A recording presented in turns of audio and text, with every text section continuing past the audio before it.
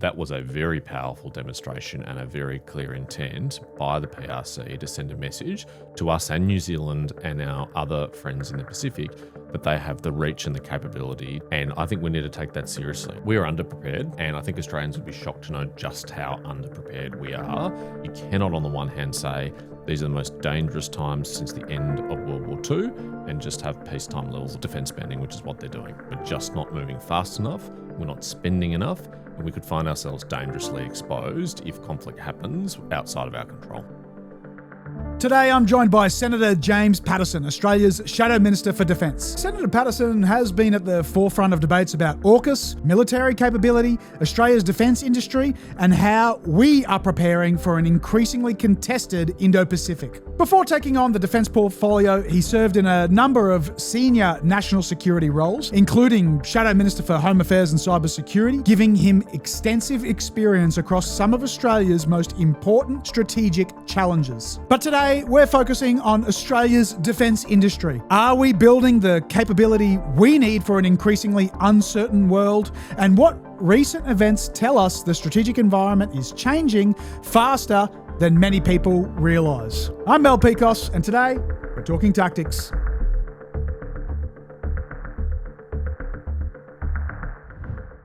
Senator James Paterson, welcome to Talking Tactics. It's great to be with you, Mel. Thank you for having me, mate. How prepared is Australia for a potential conflict in the Indo-Pacific?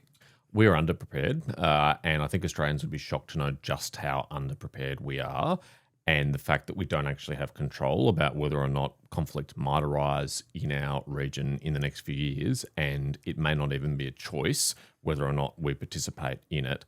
Most of the wars that Australia's fought over the last 30 years, particularly the ones in the Middle East, like the first Gulf War, the war in Iraq and the war in Afghanistan, were wars of choice. They were discretionary wars that Australia made a choice that it was in our national interest because we shared the objective of the United States in combating terrorism, because we thought it was an important investment in the US alliance that we wanted to be part of those conflicts. But conflict in our own region, in our own neighbourhood, we may be drawn into whether we like it or not. And that demands really serious preparedness now in a potential pre-conflict period. And we're just not moving fast enough. We're not spending enough. And we could find ourselves dangerously exposed if conflict happens outside of our control. And where do you see some of the key capability gaps? What are we exposed to? Where are our weak points? I've got a range of concerns, but at the top of my list would be our ability to resupply ourselves with precision-guided munitions in the event of a high-intensity conflict in our region. These are the consumables of modern war, and they get spent very quickly, as we've seen in the war between the United States, Israel, and Iran, as we've seen in Gaza against Hamas, and as we've seen between Russia and Ukraine. Both offensive guided weapons to strike targets and interceptors to protect ourselves from incoming rocket and drone attack. We have very little stocks of those, very limited capacity to make them ourselves, and an ally in the United States, who's our principal supplier of these things, who also has major deficits in their own storage following recent conflicts. So we need to urgently speed up our ability to produce those things ourselves, so that if we find ourselves in a conflict expending these munitions, we are able to resupply ourselves and we don't run out in a matter of days or weeks. How do we get that defence manufacturing here on Australian soil, and how do we become a critical part of that defence supply chain infrastructure, not just for ourselves, but quite clearly, America can't produce enough, and neither can its allies. Like, is this a gap for us to really start to fill from a business sense and really start to bring the economics of defence to not just being a cost centre, but really being an export driver for Australia? That's it, Mel. It's a vulnerability, but it's also an opportunity. So we have a collective Western shortfall in these munitions that our allies are desperately trying to meet themselves to help support Ukraine, to help support the US, that we could be a part of solving that problem. And some steps towards it have been taken. The former government established the Guided Weapons and Explosive Ordnance Enterprise, GWEO, which was designed to have sovereign missile manufacturing in Australia. But 5 years on, it's moving at a far too slow pace. It's frankly glacial, and we're still not anywhere near producing these munitions at scale. We need to really speed up our investment, and we really need to demolish a lot of the bureaucracy that's holding us back and slowing us down. One of my biggest concerns, other than the amount of money we're spending on defence, which is a primary concern, is that we have a peacetime mindset and culture in our defence department, and decisions are taking too long. We are agonising over decisions rather than making them. And that delay is a delay and that time that we're losing is time we'll never get back. The only thing which is more scarce in the defence portfolio than money is time, and we can't waste it. Some of the key lessons from Ukraine and Iran is that depletion of our stockpiles. Is there any other gaps that we, as Australia being an island nation and a potential conflict in the Indo-Pacific, need to really start addressing? Because my understanding would be effectively day one, Pine Gap would be a target in any conflict in Taiwan. And something that I guess concerns me is that there's going to be a direct attack on Australian soil. And are we going to be able to intercept some of the barrage that would come our way, or are we just going to be sitting ducks? Well, this is a major and very, very valid concern that's been called out in no less than the Defence Strategic Review by Sir Angus Houston, Professor Peter Dean and Stephen Smith, where they recommended serious investment in integrated air and missile defence for our key bases, for our critical infrastructure and for our cities. And again, the government's been moving at a glacial pace on this issue. The truth is we effectively have no ground-based integrated air and missile defence. And what that means is our limited ability to intercept either incoming rocket or drone fire is our Hobart-class air warfare destroyers, of which we have 3. Now, they would have to be in the right place at the right time, and it would have to be the right sort of munition that was incoming for them to be able to protect, whether it's HMAS Stirling in Western Australia, our northern bases like Tyndall and Darwin, our major cities, or as you say, Pine Gap or other intelligence gathering facilities or communication facilities that we have on our continent. And we remain really dangerously exposed. The really important thing about this kind of missile defence is that it's not just protection if there is conflict, it's deterrence.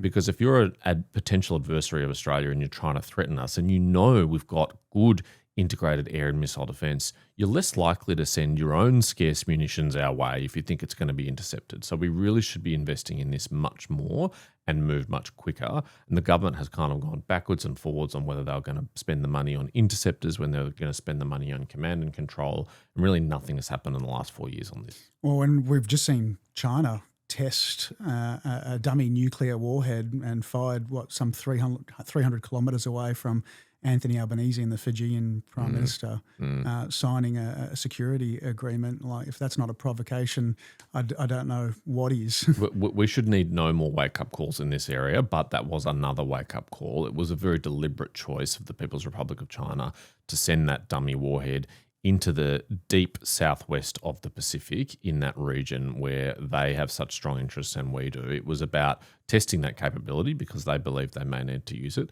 but it was also about signalling to us and to the Pacific Islands the kind of capabilities they have. And it's another reminder of why we need to be able to step up to defend not just ourselves, but our interests and our values and our allies in the region who wouldn't necessarily be capable of defending themselves. Or we also saw China not too long ago circumnavigate Australia and, of course, presumably mapping the sea floor and trying to get a gauge of where the likely points of hiding submarines and whatnot.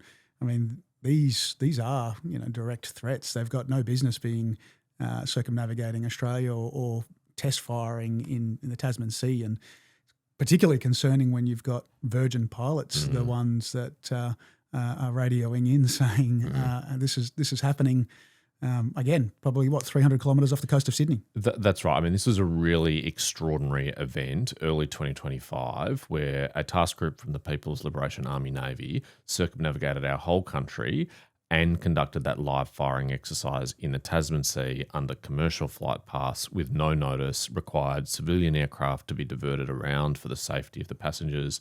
It was reported, as you say, by a Virgin Australia pilot, not by military reporting in the first instance. And that was a very powerful demonstration and a very clear intent by the PRC to send a message to us and New Zealand and our other friends in the Pacific that they have the reach and the capability to circumnavigate our continent.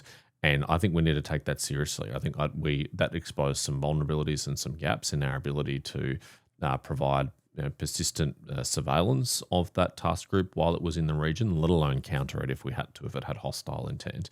And unfortunately, at the time, the Prime Minister played it down. He said he made it out like it was no big deal at all, and he even compared their operations in our region to our operations in the Indo-Pacific as if they were morally equivalent when really they are not. Well, one of the key platforms that we're obviously hoping to create a significant deterrent is the AUKUS submarines. Yep. They're obviously not coming until the early 2030s. Are there any other capabilities that we might be able to acquire that might give us some type of long-range stealth? Things like the B-21 radar, are these things that we should be exploring? Yeah, I've called on the government to take a very careful second look at the B-21, which is a long-range stealth aircraft that can deliver maritime strike in a way that few other platforms can.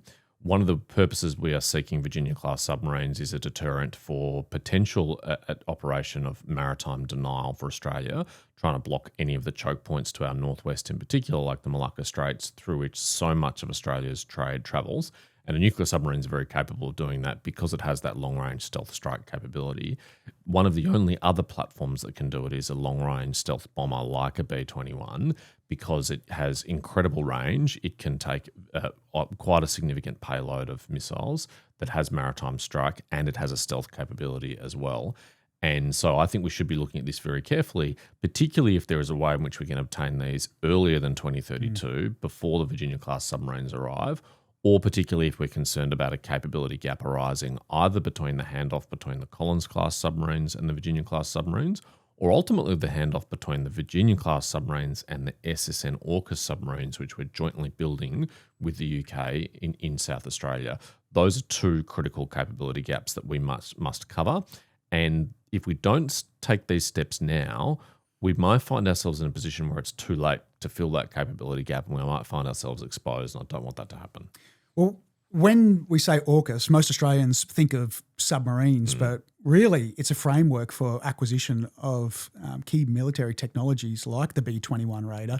Is this how we should be pivoting AUKUS to the Australian populace, that, hey, it's not just about submarines, it's also about intelligence sharing and other capabilities that ordinarily might not be shareable with us, which we could now potentially acquire.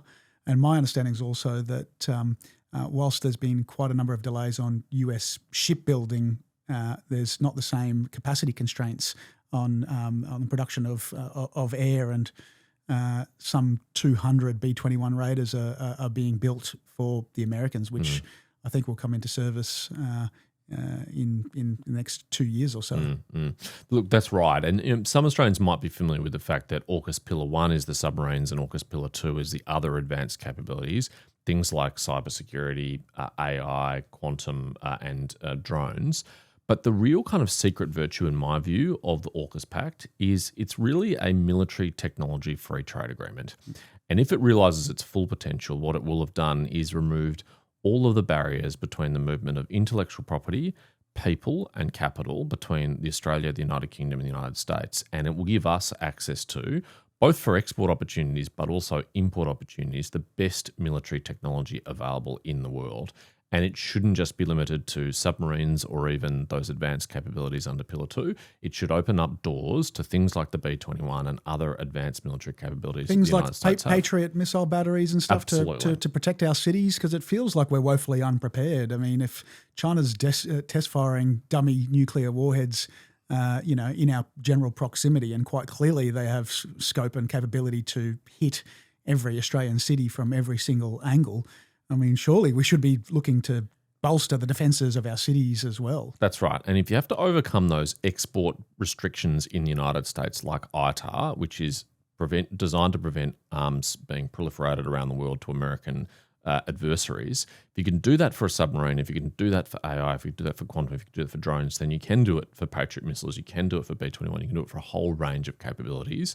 It's the same principle. And so it's effectively a test run. Can we get through those obstacles? And there is some good progress that's been made, but there's a lot more that needs to happen. And I'm really excited about the full potential of taking advantage of that and all the opportunities that opens up for Australia.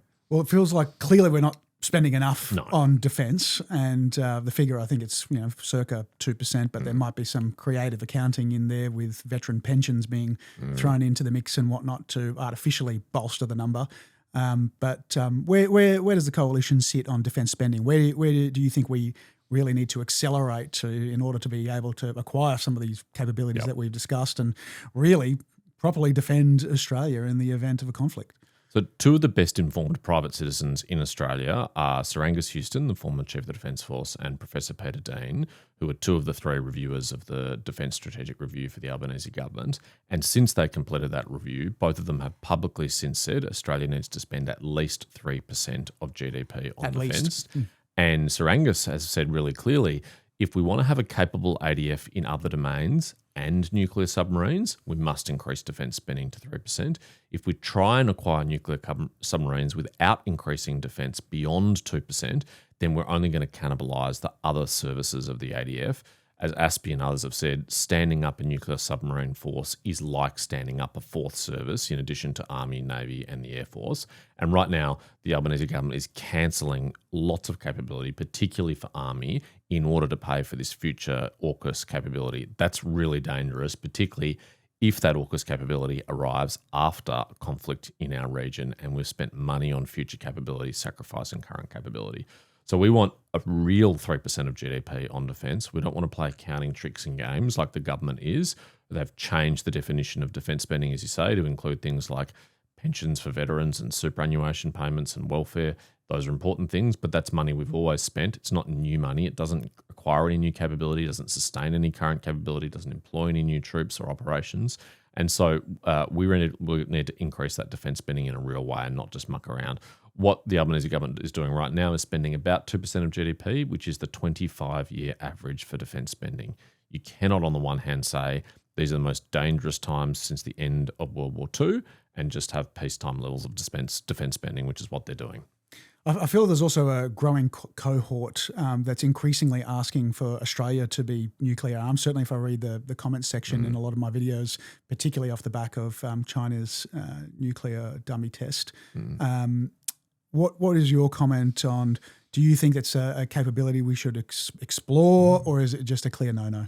Look, there's some pretty major obstacles to Australia ever contemplating doing that, one of which is we've signed a bunch of treaties that says we won't do that and we're opposed to proliferation of nuclear weapons. Also, it's incredibly expensive, complex, would take a long time, and probably most importantly, it would earn the violent opposition of our neighbours and friends in the region who do not want to see Australia or our region, our part of the Pacific, become a nuclear weapons territory. I also think that, we're effectively under the US nuclear umbrella as well. I think, we effectively have that protection without bearing that burden. And if people want to spend 5% of GDP or 10% of GDP on defence, that's the kind of numbers you'd have to be talking about if Australia was to go down that route. If you gave me an unlimited defence budget, there are so many other things I would acquire before I even contemplated something like that. We're living in an age of asymmetry where thousands or tens of thousands or hundreds of thousands of cheap drones and missiles can deliver an incredibly powerful effect from a smaller power to a much larger one. We've seen it in Ukraine. We're seeing it right now in Iran, where even the United States as a superpower is being restrained from achieving its strategic objectives through the principle of asymmetry. So it's not the first thing I'd be worrying about. And what's your assessment of the relationship with the United States? Another sort of common question that comes up a lot in the comments section is questioning whether or not, under the leadership of Donald Trump, that they're a reliable security partner.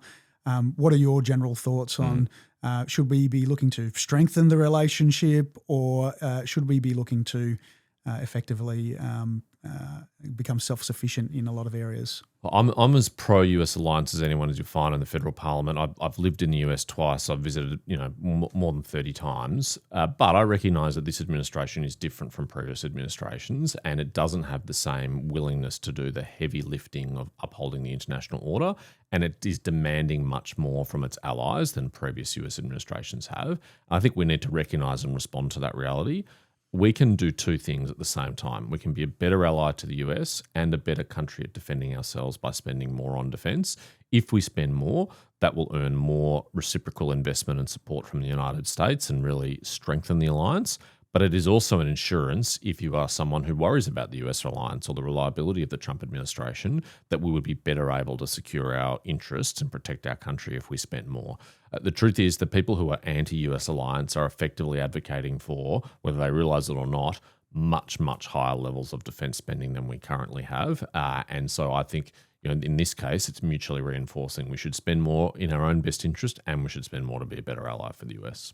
One of the other key issues that popped up this year was fuel security, in particular the closing of the Strait of Hormuz, and exposed some serious vulnerabilities on Australia's side and our reliance on foreign imports for fuel security. And of course, the ADF, it doesn't run unless it's got fuel. Our stockpiles are dangerously low. Yep. The Queensland government here is putting some inroads into trying to open up oil basins like the Taroom Trough, increasing refining capacity. I know the Albanese administration recently also put, I think it was $4 million towards a site in WA, a feasibility study. I feel like we could really use the feds to actually turbocharge this, because it feels like a lot of it's getting caught up in environmental protection layers. I know the Crucifulli administration has got some serious frustrations because they're ready to go, and they're effectively just waiting for their federal counterparts to sign off and open these basins up.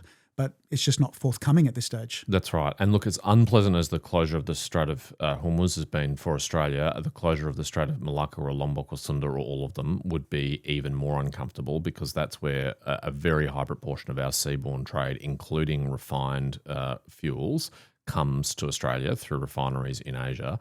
And if those were closed, we would be really limited in our ability to sustain our economy in a time of crisis. So we need to both look at refining capacity and see what more we can do here. But I agree with you, take advantage of the natural resources we have and get extraction of crude oil as well that can then be refined by partners, so that we have more sovereign control over our energy. And it is insane to me that we have in Queensland businesses willing to invest, a state government willing to facilitate it, and the obstacle is the federal government, the Albanese Labor government in Canberra, which is an obstacle to us taking advantage of the natural resources we have. And I think that comes down to pure ideology.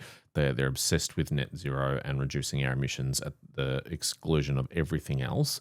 And the idea that they are actually going to fund the construction of a new oil refinery in Western Australia, I don't believe for a second. This feasibility of this study they're doing is, performative politics. They don't actually intend to follow through on that, because how is it consistent with the net zero obligations they would impose on anyone who built such a thing? I think the narrative in Australia seems to be for defence spending is really just a cost. Do you think there's a way that we can really start to change some of that narrative and see the economic opportunities? Because we are far removed from the world, which I would suggest that would be a major strategic advantage when it comes to the production of military tech, military equipment. But we just don't seem to be really harnessing that potential to effectively be the backstop and really a safe place to build missiles. And what are some of the key industries that we should be looking at to really cultivate in Australia and change the narrative from it being to a cost to being an economic powerhouse and really a driver of economic growth in this country? Look, in my journeys in my portfolio, I visit a lot of defence industry, and I'm blown away by the capability of Australians who are building amazing new technology that can compete with the best in the world.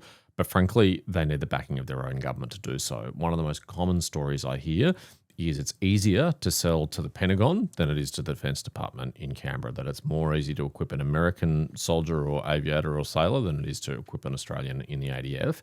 And that's because we have a government that's not spending enough, but also a department that's moving too slowly, that's too risk averse, it's not willing to experiment.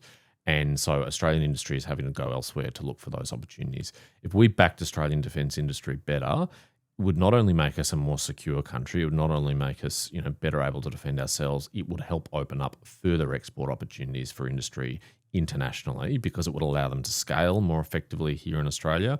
They need to be able to raise capital more easily in Australia. And once they can do those things, then there's a world of opportunities out there, not just exporting to our closest allies like the United States and the United Kingdom, but countries like Japan, who are doubling their investment in defence spending because they realise the dangerous neighbourhood they live in. They want to do more with Australian defence industry, and there's real opportunities there. I want to talk about defence recruitment. Someone bumped into me on the street and stopped me and said, hey, my son, he graduated year 12, wanted to get straight into the Navy, First thing he wanted to do, uni or trade wasn't in his what he wanted to do. Wanted to get straight into the Navy. He said the process was quite cumbersome. It took around about 12 months for him to be processed and accepted into the Navy. Ultimately, he did get in. But that 12-month period, being a young school leaver, he was just in this limbo period where doubts started to question in his mind as to what he should be doing. He was effectively just hanging around, waiting for a position. Where do you see some of the, critical gaps in defence recruitment that could be fixed? Because it just seems ludicrous to me that we've got people that want to serve, and there seems to be a critical shortage, and we're not processing them quick enough. I hear these stories all the time, anecdotes of people who have applied and take as many as 12 months before they're finally accepted and recruited into the ADF. And when you put these claims to the Defence Department and the ADF, they say, well, that's not the typical experience. The average is much lower than that. Even if that is true, it just doesn't make any sense to me why some young people are having to wait that long to sign up. Consistently, I hear 9 to 12 months. Me too. And I don't think I've spoken to someone that said, I was in within 2 months of the or 3 months of the application process.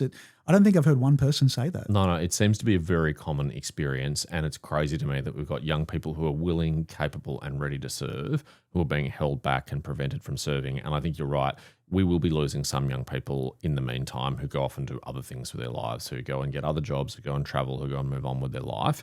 And we will potentially lose them to service to our country forever. So we've got to get better at doing this, particularly when the ADF is below its authorised strength, particularly when we know we need to grow the workforce in the years to come, particularly when we know we may find ourselves in conflict in the future, and we're going to need every single man and woman who's ready and able and willing to serve to be in the ADF, connected to the ADF, trained and ready. And so, again, I just don't understand why there's so much bureaucracy and obstacles to service, as there are in so many areas of defence life. And really, we've got to break apart that bureaucracy and move much quicker.